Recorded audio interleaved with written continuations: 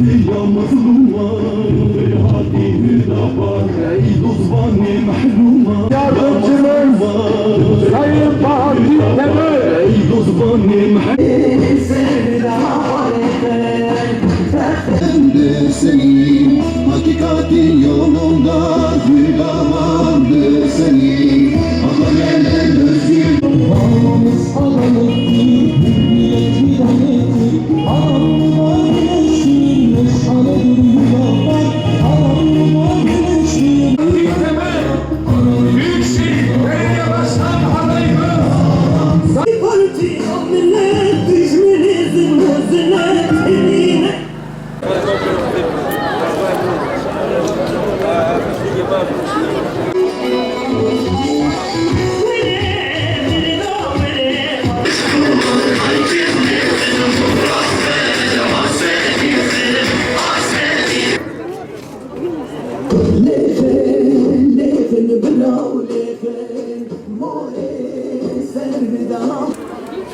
بسم الله الرحمن الرحيم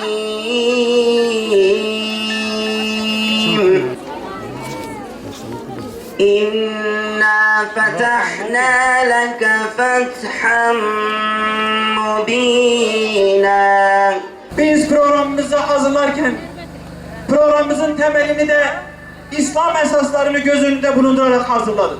Evet, neslimiz maalesef emniyette değil. Hocam da belirtti, bugün uyuşturucu yaşı resmi beyanlara göre artık 12 yaşa düşmüştür. Okulların önünde, ilkokulların önünde bile çocuklar uyuşturucuyla uyuşturulmaya çalışıyorlar.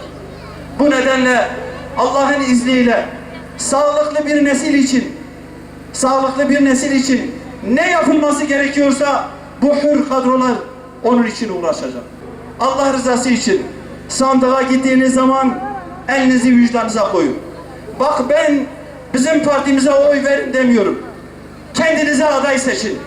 Allah rızası için size hizmet edecek, size yardımcı olacak, sizin derdinizle yanacak adaylar seçin.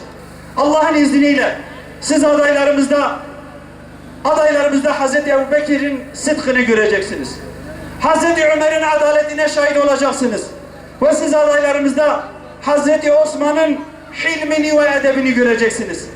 Ama Allah'ın izniyle zalime karşı direnmede siz Hazreti Ali'nin şecaat ve cesaretine şahit olacaksınız.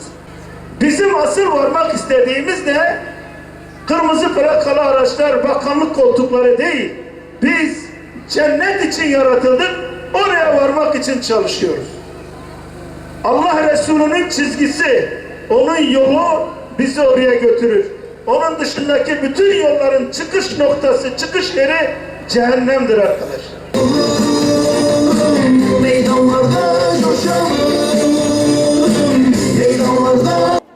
Ben sizin içinizden çıkmış bir evladınız olarak Allah nasip edip belediye başkanı olursam şehrimizin her noktasındaki imarı hem insanımızı ve gençliğimizi imar hem de şehrimizi imar ve güzelleştirme projeleri üzerinde siyasi partiler, sivil toplum kuruluşları, şehrimizin ileri gelenleri ve kanaat önderleriyle koordine içinde çalışarak şehrimizin sorunlarına kalıcı çözümler üreteceğiz. Şehrimizi, Siverek'i hep beraber kalkındıracağız.